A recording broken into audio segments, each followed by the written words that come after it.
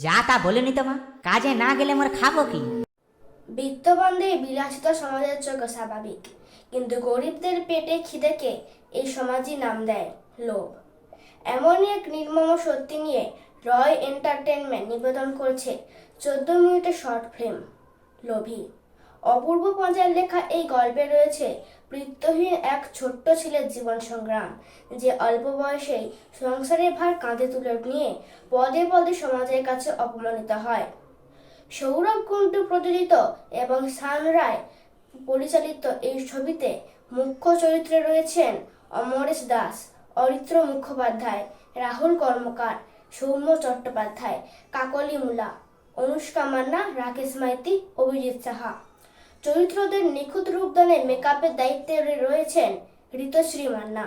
সহযোগিতায় রয়েছেন সৌগত মোরক এবং সৌম্যদীপ বন্দ্যোপাধ্যায়। এই ছবির পরতে পরতে জড়িয়ে আছে আমাদের নিজেদের মাটির গন্ধ।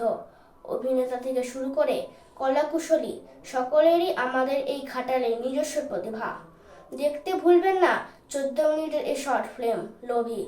কবে থেকে এবং কিভাবে দেখতে পাবেন সবই কমেন্টে পেয়ে যাবেন। নমস্কার।